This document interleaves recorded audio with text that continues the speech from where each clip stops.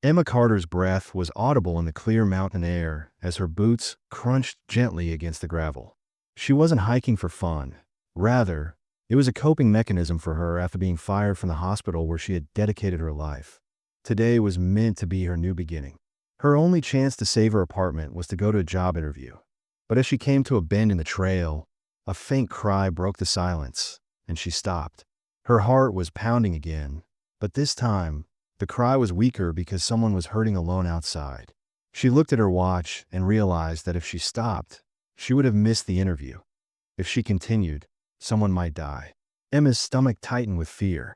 Since Emma had never been the type to ignore someone in need, she took her breath caught when she discovered a seriously wounded man lying close to the edge of a rocky slope, his face pale from cold and pain, and his hiking clothes covered in blood.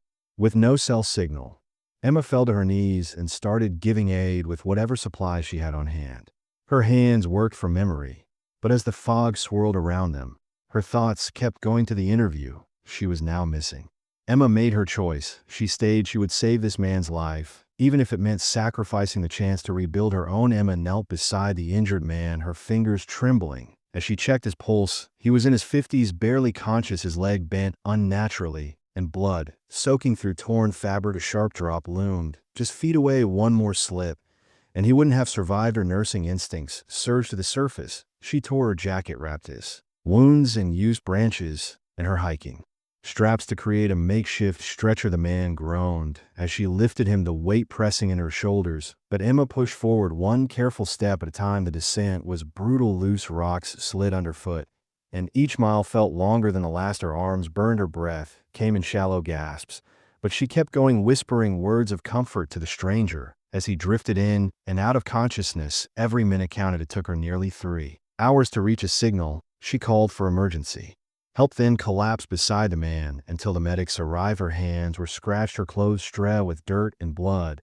but he was alive. Later at home, she sat slumped on her couch, phone still in hand. A notification blinked on screen from the company where she had the interview scheduled that morning. Heart thudding, she opened it. "We appreciate your interest. Unfortunately, we've decided to move forward with another candidate." Emma paused upon reading the message.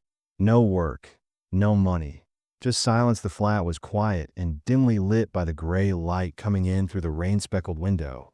But she had saved a life, but lost what felt like her own. Emma sat curled up on her shabby couch, still dressed in the same muddy clothes from the mountain. Her body ached, but it was nothing compared to the weight in her chest as the events of the day played repeatedly in her head. His wounds, the strain of the stretcher, the desperate call for assistance, and the sterile, cold rejection on her phone. Her last hope was the interview. She had no backup plan and no second chance, so she looked at the pile of unopened bills on the coffee table. Rent was due, groceries were running low, and lined up, her shoulders sagged, and she felt a wave of uncertainty come over her. Had she done the right thing? Outside, thunder rumbled low, and rain drummed steadily against the glass. Her thoughts were echoing quietly as she pressed her forehead to her knees, breathing slowly, her eyes stinging, and a single tear slid down her cheek, blazing a trail through the dirt and exhaustion. "Did I do the right thing?" she asked no one, in a voice hardly audible above a whisper. In the stillness of her tiny flat, it was the kind of moment where anyone could relate to the agonizing silence after choosing humanity over ambition and compassion over survival. Unaware that the world was already starting to take notice of what she had done, Emma sat with the weight of her decision. The following morning, she stood barefoot in her backyard, drinking lukewarm coffee from a chipped mug. The rain had stopped, leaving the sky a pale blue, and the air was calm but laden with uncertainty. A low rumble broke the stillness as she looked up, squinting into the rising sun, and 2 helicopters appeared over the treetops, growing louder as they descended, whipping the grass into a frenzy. Her phone was lying silent on the table next to her, with no messages or calls.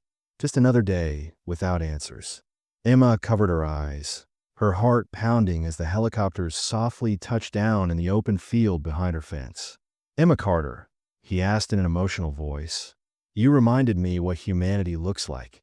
Emma stood frozen, overwhelmed. The doors opened, and a group of people emerged, followed by a man on crutches. Emma's breath caught when she realized it was him. the hiker she had saved.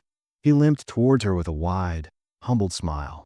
"I'm James Lauren," he said, stepping back, "and we're launching a humanitarian outreach division emergency response," before extending his hand and embracing her. "I want you to take the lead in wilderness rescue and international aid." Blinking in shock, Emma asked, "But why me?" He cracked a smile. "Because the world needs more people who do what's right even when no one's watching."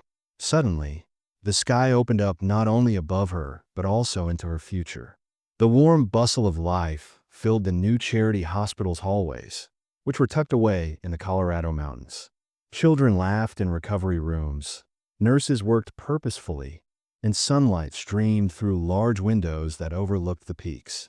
With a clipboard in hand and a heart full, Emma strolled down the hallway. The clinic and outreach program as a whole were her dream come true, supported by the company she now worked for. They reached out to people in remote areas, providing not only treatment, but also dignity and hope. Emma stopped at a doorway where a small boy was sitting up in bed with a cast on his leg and a smile on his face while playing with a donated toy. His mother caught Emma's attention and mouthed a heartfelt thank you, and Emma smiled and her throat tightened with emotion. She had been unemployed and unsure if choosing kindness had been worth the expense only months prior. Now that she was a part of something bigger than herself, she took a step back, leaned gently against the wall, and looked around the halls. She heard footsteps, but also the meaning of lives changed, including her own. With a quiet breath, she said to herself, "Maybe losing everything saved me too." Because sometimes the universe doesn't punish you when things fall apart. Instead, it clears the way and removes the clutter so that it can give you everything that really matters, including a fresh start.